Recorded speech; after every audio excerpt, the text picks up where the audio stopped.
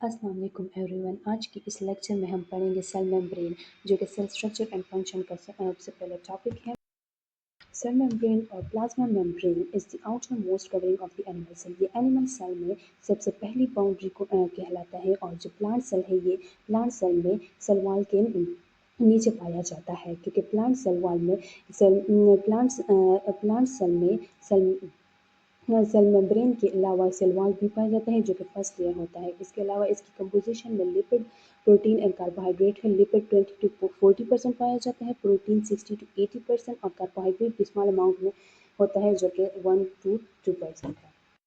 इसकी structure organisation की तरह करते हैं कि many biologist contribute to establish the structure organisation of the membrane. बहुत सारे साइंटिस्ट ने इसकी स्ट्रक्चर प्रपोज करने के लिए मॉडल दिए, जिसमें गॉटर एंड ग्रेंडन ने 1925 में एक मॉडल प्रपोज किया था कि 2 लेयर ऑफ लिपिड मॉलिक्यूल। इसने कहा था कि सेल मेम्ब्रेन में सिर्फ लिपिड पाया जाता है और प्रोटीन इसमें नहीं होता, और ये 2 लेयर ऑफ लिपिड होते हैं। और जिसके बाद जी जे एम डेनियल एंड डेवसन 1935 ने कहा था कि lipid bilayer is cover with protein and protein fibre. इसने सिर्फ कहा था कि यहाँ पर लिपिड बाइलेयर में प्रोटीन होते हैं और ये शीट की तरह होते हैं। इसके बाद फिर रॉबर्टसन ने 1959 में यूनिट मेम्ब्रेन मॉडल प्रपोज किया था, जिसका ये खुलासा था कि प्रोटीन जो होते हैं वो फिक्स होते हैं, वो लिपिड बाइलेयर के बीच में मौजूद नहीं होते, ये सैंडविच करते हैं लिपिड को प्रोटीन के अंदर। और जो लास्ट में सिंगर एंड निकॉल्सन ने 1972 में प्रपोज किया था वो था फ्लूइड मोज़ेक मॉडल, जो कि बहुत एक्सेप्टेबल मॉडल करार दिया गया था इसका, और इसको हम आगे डिस्कस करेंगे। अब जब ये सेल मेम्ब्रेन में प्रोटीन होते हैं, इसके हम रोल्स देखते हैं। यहाँ पर रोल ऑफ प्रोटीन है। Protein are not arrange in sheet but is a globe of protein which are floating about this in the sea of lipid molecule. Gorter and Singer and Nicolson ने कहा था कि जो protein होते हैं वो sheet की तरह नहीं होते, बल्कि एक ग्लोब की शक्ल में होते हैं, जैसे कि लिपिड में प्रोटीन लिपिड सी की तरह हो, और प्रोटीन इसके में मोज़ेक होते हैं। इन अब सेल मेम्ब्रेन में 2 तरह के प्रोटीन पाए जाते हैं। एक होता है इंट्रिंसिक प्रोटीन और दूसरा होता है एक्सट्रिंसिक प्रोटीन। इंट्रिंसिक प्रोटीन वो होते हैं कि these protein extend completely to the double layer of the lipid from one side to another side. ये एक साइड से लेकर दूसरी साइड तक लंबाई में मौजूद होते हैं, और ये एक ही बहुत ज़्यादा नहीं होते, और ये हाई बड़े मॉलिक्यूल होते हैं उसके लिए पैसेज का काम भी करते हैं। और जो एक्सट्रिंसिक प्रोटीन होते हैं वो एक ही साइड पर मौजूद होते हैं। Some proteins are smaller and are placed on the side of the membrane, और ये बहुत छोटे होते हैं इंट्रिंसिक प्रोटीन से। अब जब लिपिड मौजूद होता है, इसका क्या रोल है कि lipid bilayer make the membrane differentially permeable membrane that allow the transport of non polar material while prevent the polar material across it.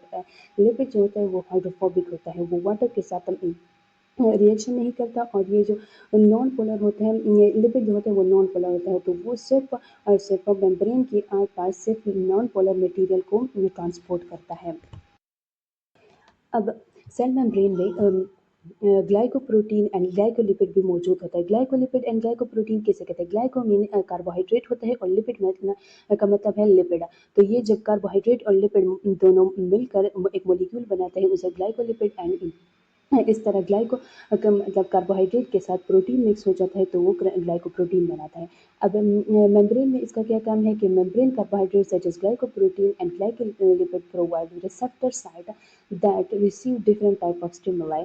जैसा कि ये आउटसाइड इन्वायरमेंट से रिसेप्टर को रिसेप्टर का मतलब होता है कोई चीज़ होता है उसको डिटेक्ट करता है, और सेल मेम्ब्रेन को या इनसाइड द सेल को इन्फॉर्म करता है। और अब ये चेंज कैसे होता है कि हार्मोन रिसेप्टर साइट एक हार्मोन बॉडी में रिलीज होता है, तो वो इस तरह सेल को मालूम होता है। और रिसीव नर्व्स इम्पल्स, जब नर्व्स ब्रेन की तरफ से कोई सिग्नल भेजता है तो वो इसका काम होता है। और रिकॉग्निशन ऑफ एंटीजन, जब बॉडी में हमारे पास एंटीजन मौजूद होते हैं, तो ये इनको डिटेक्ट करते हैं। इस तरह फूड को भी ये मालूम करता है। और also responsible for the endocytosis. Endocytosis किसे कहते हैं कि एंडो मतलब इनसाइड एंड साइटोसिस का मतलब है सेल्स। जब कोई सेल एक चीज़ अपने अंदर करती है, मतलब कि मेम्ब्रेन की तरफ इनगल्फ करती है, मतलब इनसाइड करती है, तो इसे कहते हैं एंडोसाइटोसिस, और ये काम भी इन ग्लाइकोप्रोटीन और ग्लाइकोलिपिड करती है। अब हम प्लाज्मा मेम्ब्रेन के फंक्शन पढ़ते हैं कि ये सेलेक्टिवली परमिएबल है। सेलेक्टिव मतलब परमिएबल का मतलब कि इट्स कंट्रोल व्हाट इंटर और लीव द सेल, ये और है। तो ये व्हाट इंटर और लीव द सेल जो कि काम होता है जो कि कम होता है लिपिड का, कि वो नॉन पोलर और पोलर को कंट्रोल करता है। फिर अगला फंक्शन इसका है कि प्रोटेक्शन, तो ये प्रोटेक्ट करता है inside the material of the cell को from the outside of the environment को, और ये एक इंटैक्ट रखता है ताकि ये मटेरियल्स बाहर नहीं जाए। जैसे कि सेल मेम्ब्रेन होता है वो लिपिड की वजह से नॉन पोलर होता है, और वाटर इससे बाहर नहीं जाता, जिसकी वजह से सेल श्रिंक भी नहीं हो जाता। इस वजह से ये एक इम्पॉर्टेंट फंक्शन है इस सेल मेम्ब्रेन का। अगला है स्ट्रक्चर सपोर्ट, और ये एक सपोर्ट देता है और शेप बनाता है एक सेल का, जिसकी वजह से ए सेल को ट्रायंगल प्रेशर मौजूद होता है, give the cell shape and help anchor the cell to neighboring cell, और give tissue anchor कहता है ये दूसरे neighboring सेल के साथ।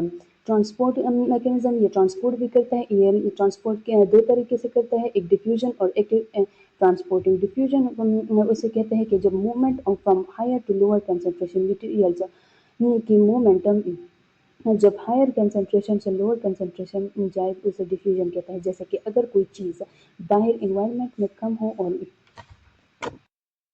बाहर इन्वायरमेंट में वो एक मटेरियल या कोई चीज़ कम हो और सेल में वो ज़्यादा हो, तो वो सेल से बाहर चली जाती है। इस तरह दोनों में एक बैलेंस मेंटेन रह जाता है और ज़्यादा नहीं होता, एक्सेस नहीं होता। और अगला जो है वो है एक्टिव ट्रांसपोर्टिंग। एक्टिव ट्रांसपोर्ट में रिक्वायर्ड एनर्जी, ये एनर्जी के मदद में होता है, मतलब ज़रूरत होती है इसकी एनर्जी ट्रांसपोर्टेशन के लिए। इसमें एंडोसाइटोसिस एक्सोसाइटोसिस बल्क ट्रांसपोर्ट भी होता है। एंडोसाइटोसिस मतलब कि जो चीज़ सेल अपनी तरफ अंदर लेके आता है, और एक्सोसाइटोसिस जो जब कोई चीज़ बाहर जाती है सेल से।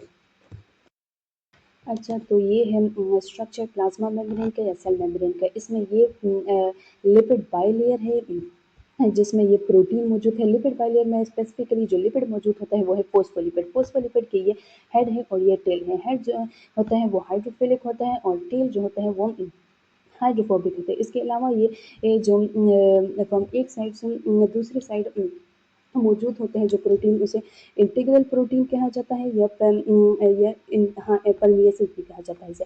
और ये स्मॉलर प्रोटीन जो होते हैं वो एक साइड पर मौजूद होते हैं। ये ग्लाइकोप्रोटीन होते हैं। ग्लाइकोप्रोटीन होते हैं जब कार्बोहाइड्रेट फ्रॉम आउटसाइड आ जाता है और प्रोटीन के साथ अटैच हो जाता है सेल मेम्ब्रेन में, तो इसे ग्लाइकोप्रोटीन कहते हैं। और अगर ये एक कार्बोहाइड्रेट फ्रॉम आउटसाइड आकर फ्रॉम आउटसाइड से आकर लिपिड्स के साथ अटैच हो जाते हैं, तो इसे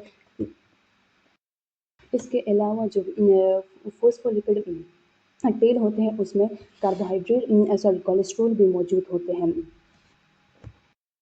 ये थी प्लाज्मा मेम्ब्रेन और उसके कुछ स्ट्रक्चर और डिटेल। उम्मीद है आप सब लोगों को ये समझ आ गया होगा।